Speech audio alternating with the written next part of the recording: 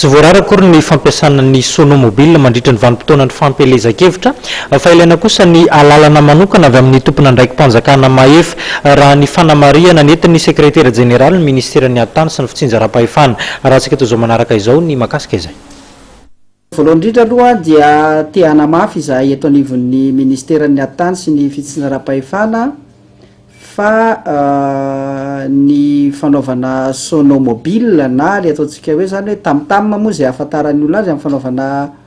fampelezan-kevitra ohatr'izao dia tsy voararan'ny lalàna ary azo atao tsara zany no manao an'izy ireny fa kosa amin'ny fihetsiketsehana an-dalambe azy dia tsy maintsy azahoana alalana manokana zany avy amin'ny solon-tenam-panjakana mahefa ka ho an'ny Antananarivo renivohitra dia ny préfet de police no manome an'izay fanomezan-dalana ahafahantsika platsako fidiana zany manao an'ireny sonomobile ireny. Ny anivon'ny distrika kosa dia ny lehiben'ny distrika no manome ny alalana manokana. Kendrena kosa nefany mba ho voatandro mandrakariva ny filaminam-bahoaka sy tsy anelingelina ihany koa ny fampiasan'ny olona hafa ny lalambe zany ny fanaovana an'izay tamtam izay. Tiana ihany koa ny manamafy fa tsy azo atao mandritry ny fotoana ny fampelezan-kevitra ny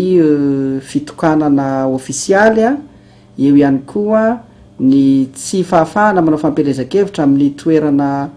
maromaro indrindrindrindra zany ny kazerna moa na ny toerana misy ny mpitandro ny filaminana zany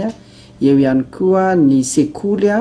ny birao-panjakana ny toeram-pivavahana ireo toerandreo zany dia tsy azo anaovana fampelezan-kevitra. Marianay manokana moa fa tafiditra ao anatin'ny fotoana amin'ny fampelezan-kevitra ny fanadinana CEPE ny angaviana antsika platsako fidiana rehetra dia ny hoe anajantsika nireo zanakitsika izay maka fanadinan'ireo mba tsy de voakotaba loatra zany izy amin'ny fotoam-panadinana fa hialantsika lavitra ireo centre d'examen rehetra manerana ny tanin'ny Repoblikan'i Madagasikara.